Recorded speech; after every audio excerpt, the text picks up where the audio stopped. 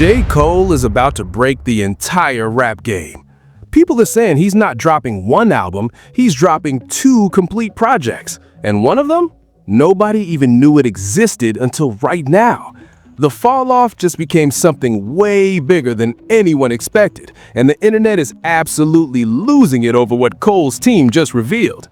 Everybody thought they knew the full story about the fall off. February 6th, one album, Cole's big comeback moment after all the drama from last year, that was the version everyone repeated. Fans marked their calendars, the hype was already insane. But now, new information from Cole's official team and straight from a rap legend's mouth got the whole narrative twisting.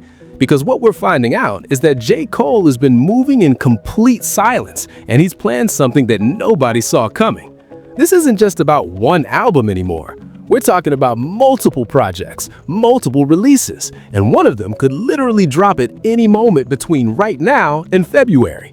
The vinyl pre-orders just revealed something that has fans going absolutely crazy. And when Jadakiss accidentally spilled the beans on his podcast, that's when everything clicked into place. The whole plan just got exposed. It is way more ambitious than anyone imagined. Let me break down exactly what got revealed, because this is where things get straight mind-blowing. On the official Fall Off website that Cole's team is using to drop information about the album, they just confirmed that the Fall Off vinyl box set is coming with 4 separate vinyl discs. Now, if you know anything about vinyl records, you know that's not normal for a single album. Each vinyl disc typically holds around 40 minutes of music. Do the math on that. 4 discs times 40 minutes each, that's potentially 160 minutes of new J. Cole material. That's over 2.5 hours of music. For context, most double albums don't even hit 90 minutes. Cole is potentially giving us almost double that. But here's where online detectives really started connecting dots. Fans immediately started asking the obvious question: why would one album need 4 vinyl discs? Even if the Fall Off is a massive double album, that would only need 2 discs, maybe 3 at most. So what's on the other discs? That's when people started speculating that Cole might be hiding another project inside this box set. Like, you order the Fall Off vinyl thinking you're getting one album, but when it shows up, there's a whole separate mixtape or album included that nobody even knew existed. And then Jadakiss basically confirmed everything. On the latest episode of his podcast with Joe Budden, they were talking about that Port Antonio track Cole dropped, the one he's calling Track to Disc 2. Joe was going on about something and Jada just casually drops this bomb. He says, and I quote directly, he's got a project coming out called The Fall Off, and he's got a mixtape where he used some of the Lox beats. He rhymed over Money, Power, Respect and rhymed over Can I Live. Then Jada adds that Cole did amazing on those beats, which is high praise coming from a legend like Jadakiss. Think about what that means. Jada wouldn't be talking about this unless Cole personally played him these tracks. That means Cole went to the Lox, played them his versions of their classic beats, and got their blessing to use them. That's a huge deal. These aren't random beats. Money, Power, Respect, and Can I Live are legendary tracks from the late 90s. For Cole to be reimagining those beats and getting approval from the original artists, that shows serious respect for hip-hop history. But it gets even crazier. In the outro of that Port Antonio music video, Cole included another snippet of a new song, and fans immediately recognized the sample. It's from the Mobb Deep classic Drop a Gem on 'Em. So now we're seeing a pattern. Cole isn't just rapping over random beats, he's specifically choosing iconic tracks from rap legends, the Lox, Mobb Deep, and probably way more that we haven't heard yet. This whole mystery project is apparently Cole's love letter to the golden era of hip-hop. And honestly, this explains so much about the tonal differences we've been seeing. When Port Antonio dropped, people were confused because it sounded so different from the snippets in the trailer. Port Antonio is deeply personal. Cole talking about his parents, his future grandkids, reflecting on his entire life journey. But those trailer snippets? Cole was rapping for sport, aggressive bars, technical flexing, almost like he was back in beef mode. People couldn't figure out why the vibes were so different. Now it makes perfect sense. Those aggressive tracks are probably from this mystery mixtape project. The more introspective, narrative-driven songs are from the Fall Off album itself. Cole is literally giving us two completely different projects with two completely different purposes. One is a blockbuster mixtape where he's rapping over legendary beats and showing pure technical skill. The other is a deeply personal album that's going to be more cohesive and conceptual. Fans online been working like full-blown investigators trying to figure out what other beats Cole might have used. People are going through every classic hip-hop track from the 90s and early 2000s trying to predict what Cole might have sampled. Some folks are saying he probably got beats from Jay-Z, Nas, Wu-Tang, maybe even some Biggie or Pac instrumentals. The speculation is running wild. And the fact that Cole has kept this entire second project completely secret until now, that's some next-level marketing genius. Now let's get into the motive behind all this, because this is where everything starts clicking into place. J. Cole has been moving strategically for years, and this moment didn't happen by accident. After everything that went down in 2024, the Kendrick beef situation, the criticism he faced for apologizing, the constant debates about where he ranks among the greatest, Cole clearly felt he had something major to prove, not just to the fans or the critics, but to himself and to hip-hop culture as a whole. Think about the statement Cole made before dropping Porto Antonio. He talked about wanting to do something important for himself and for hip-hop. At the time, people thought he was just talking about the Fall Off album. But now we see the bigger picture. Cole isn't just dropping an album. He's creating an entire moment, a cultural event. He's trying to remind people why they fell in love with rap music in the first place. And let's keep it real about the timing. Cole has been relatively quiet for years. His last solo album was The Off Season back in 2021. Since then, he's done features, some Dreamville projects, but nothing that really dominated the conversation. Meanwhile, other rappers have been dropping constantly. Drake's been everywhere. Kendrick dropped the biggest album of the decade. Travis Scott, Future, Metro Boomin, everybody's been eating. Cole's been watching all of this from the sidelines, and you can tell he's been planning something massive. The idea of rapping over classic beats isn't new. We've seen it before with mixtapes from the 2000s, but the way Cole is approaching it is different. He's not just freestyling over random instrumentals. He's carefully selecting beats from specific legends, getting their approval, modernizing the production, and creating a cohesive project. That takes time, effort, and serious relationship building in the industry. And here's something people might not realize. By reaching out to artists like The Lox, Mobb Deep's Estate, and whoever else he's working with, Cole is building bridges with the older generation of hip-hop. These are rappers who sometimes feel forgotten by the current generation. Prodigy passed away in 2017, but his legacy lives on through Mobb Deep's music. For Cole to honor that legacy by rapping over their beats, that's showing respect in a way that goes beyond just paying for a sample clearance. Think about what this does for Cole's reputation, too. One of the biggest criticisms he's faced is that he plays it too safe, that he doesn't take enough risks, that he's too concerned with being the conscious rapper instead of just being a great rapper. But this move right here, this is bold, dropping two projects at once, one that's deeply personal and one that's pure technical flexing. That's not playing it safe, that's swinging for the fences. There's also the generational aspect to consider. A lot of younger hip-hop fans weren't even born when tracks like Money, Power, Respect or Drop a Gem on 'Em came out. They might have heard these songs sampled in newer tracks, but they don't know the originals. Cole is creating a bridge between generations. He's introducing classic hip-hop to a new audience while also giving older fans something to appreciate. That's a smart move, culturally and commercially. And let's talk about the It's a Boy project that Cole teased almost 7 years ago. Back in 2018, during the rollout for KOD, Cole mentioned a project called It's a Boy that never materialized. Fans have been asking about it ever since. Could this mystery mixtape be that project finally coming to life? The timing would make sense. Cole's been sitting on this idea for years, waiting for the right moment to execute it properly. And what better moment than right before dropping what could be his magnum opus with the Fall Off. The business side of this is fascinating too. By including both projects in one vinyl box set, Cole is essentially giving fans two albums for the price of one. That's going to drive sales through the roof. Collectors are going to want this set because it's unique. You can't stream a physical bonus project. You have to actually buy the vinyl to get the full experience. That's old school music industry strategy meeting modern marketing genius. Put all that together and you start to see the full picture. Cole isn't just dropping music. He's creating a moment that will define his legacy. He's proving he can still compete at the highest level. He's paying respect to the legends who came before him. He's introducing classic hip-hop to a new generation, and he's doing it all in a way that's uniquely his own. That kind of ambition hits different when you really break it down. But here's the part that really hits different when you think about what Cole is trying to accomplish. This isn't just about sales numbers or chart positions or proving critics wrong.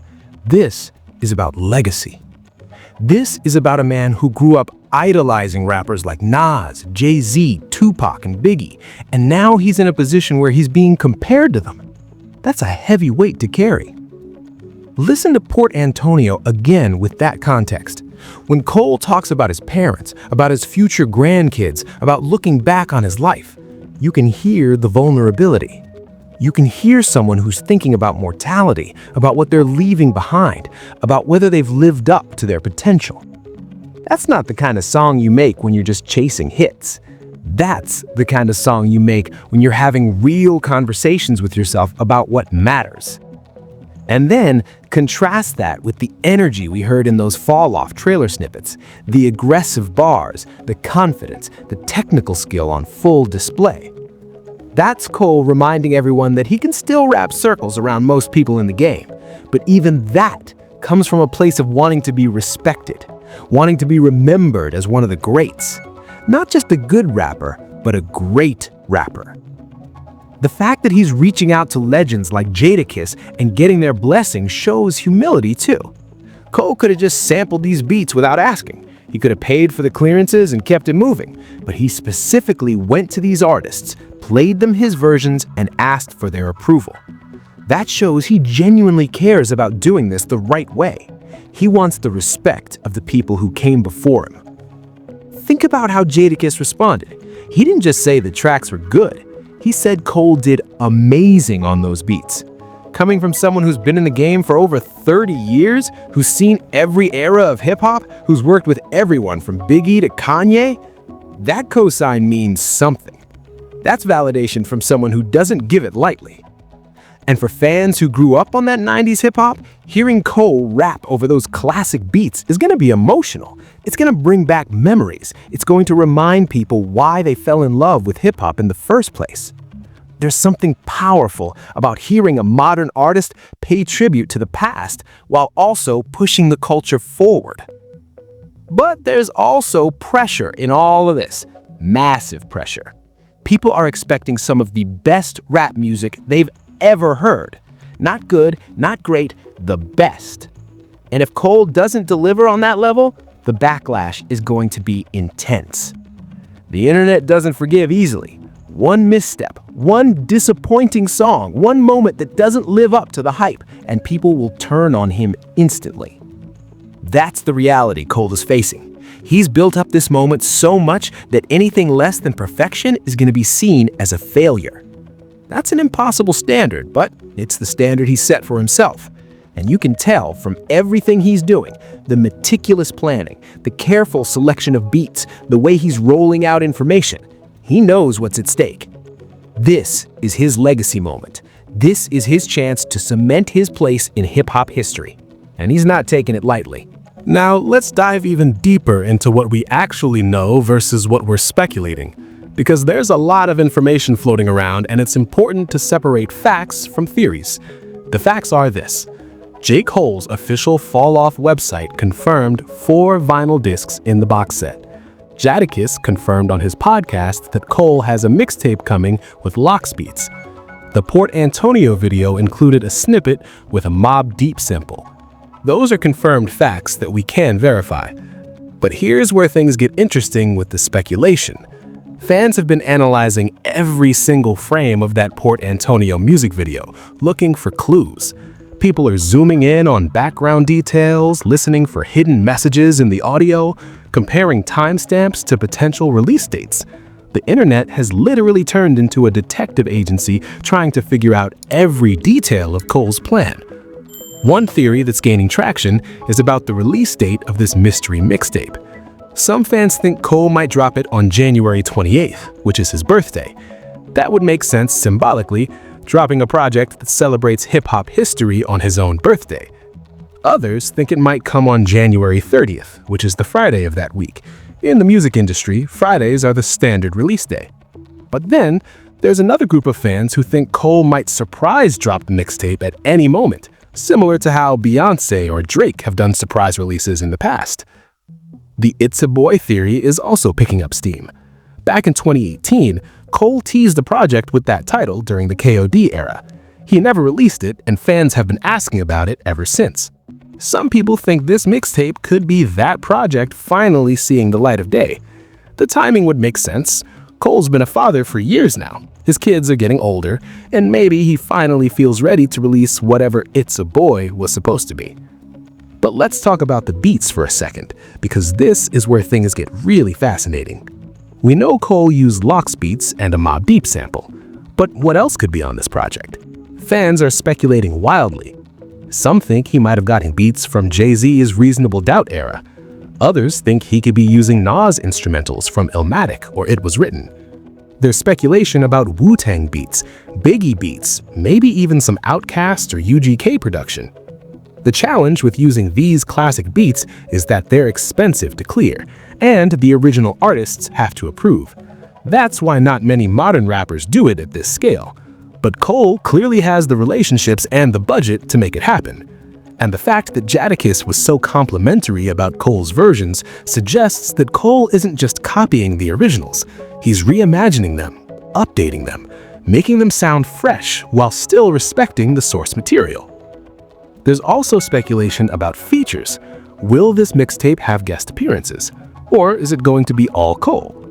The traditional mixtape format from the 2000s usually had features, but modern artists sometimes go solo on these projects.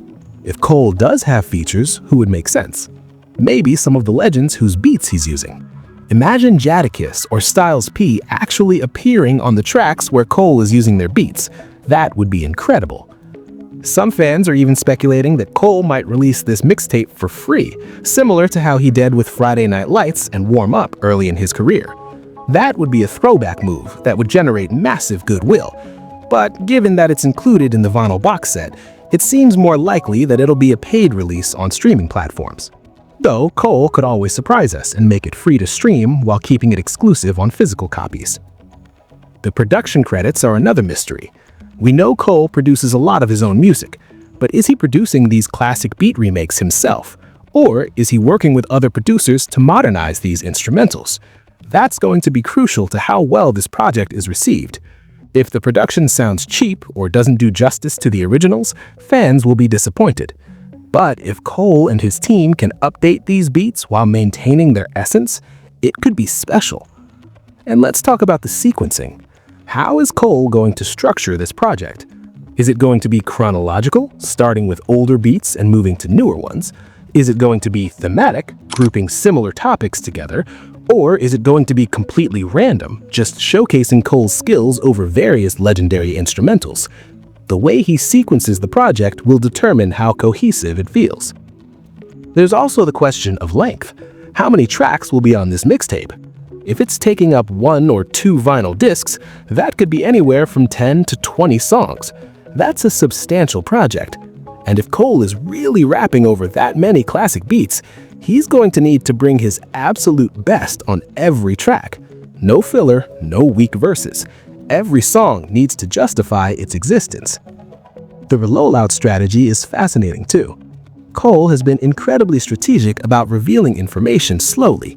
First, the vinyl announcement. Then, Jadakiss accidentally spilling details.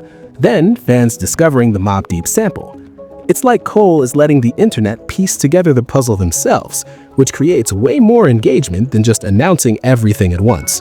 That's smart marketing in the social media age. Now, this whole situation gets even crazier when you realize how this fits into the broader context of where hip-hop is right now in 2025. We're in this weird era where nostalgia is huge. People are constantly looking back to the 90s and early 2000s as the golden age of rap. You see it everywhere, from fashion trends to sampling to artists directly referencing that era in their music.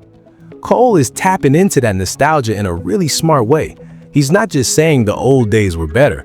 He's actively engaging with that era, studying it, and showing how it can influence modern hip-hop. That's different from artists who just throw on the Timberlands and call it a day. Cole is doing the actual work of understanding what made that era special and trying to recreate that magic. And think about the competition. Drake just dropped, Kendrick's been dominating, Travis Scott is everywhere. The rap game is more competitive than it's ever been. For Cole to stand out in this environment, he needs to do something bold, something unexpected. Dropping 2 projects at once, one of them being a surprise, is exactly the kind of move that gets people's attention. There's also the Dreamville angle to consider. Cole has been building his label for years, developing artists like J.I.D., Ari Lennox, Lute, and others. But Cole himself hasn't had a massive solo moment in a while. This could be his way of reclaiming the spotlight and reminding everyone that he's still the face of Dreamville. He's still the leader. He's still the one who sets the standard.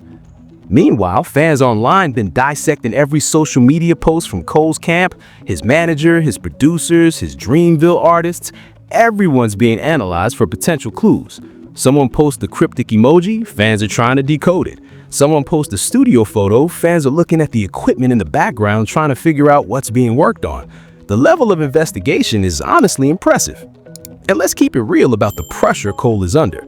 He's been criticized for years about various things. The Kendrick situation, his middle child comments, people saying he's boring, people saying he's too preachy. This is his chance to shut all of that down, to prove that he belongs in the conversation with the absolute best. That's a lot to carry on your shoulders. But here's what makes this interesting. Cole has always been someone who thrives under pressure. His best work often comes when he has something to prove. 2014 Forest Hills Drive came after people doubted him. For Your Eyes Only came after people said he was too commercial. KOD came after people said he wasn't experimental enough. Every time someone counts Cole out, he comes back stronger.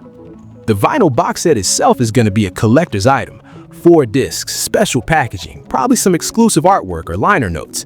People who buy physical music are gonna want this.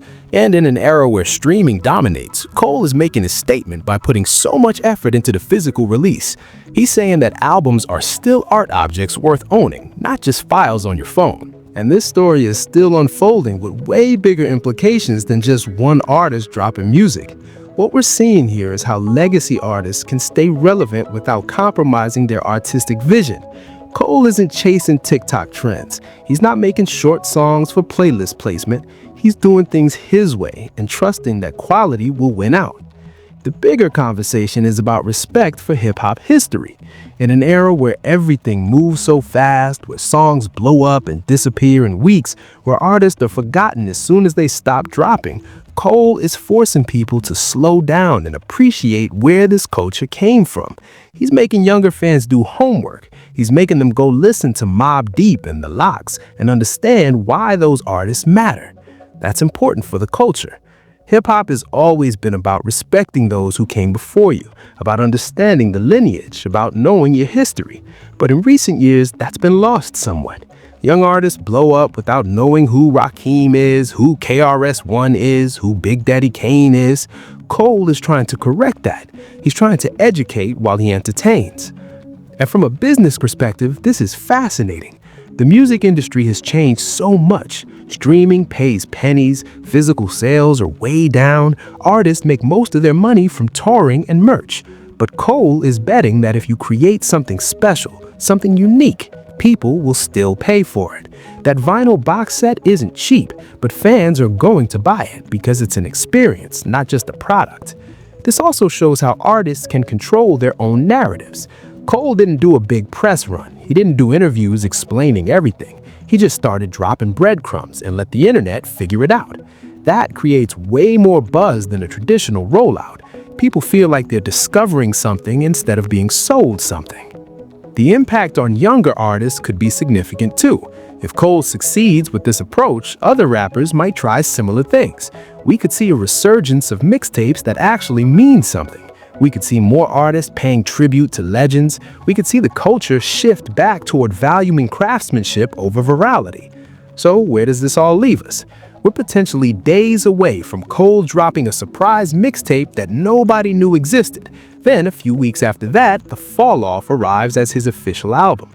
That's 2 major projects in the span of a month. That's unprecedented for Cole. That's unprecedented for most artists at his level. The expectations are through the roof. People want perfection. They want classic albums. They want quotable bars and viral moments and critical acclaim. That's a lot to deliver, but if anyone can pull it off, it's Cole. He's been preparing for this moment his entire career. And regardless of what happens, whether these projects are masterpieces or disappointments, this moment right now is special. The anticipation, the speculation, the excitement. This is why we love hip-hop. This is why we stay invested in the culture, because moments like this don't come around often. Stay locked in, because this story is about to get even crazier. More details dropping daily, more clues surfacing, and we're covering every single development. So drop your thoughts below. Do you think Cole can pull off 2 classics back to back? What beats do you want to hear him rap over? Like this video, subscribe, and turn on notifications so you don't miss anything. I'll see you in the next one. Stay safe out there.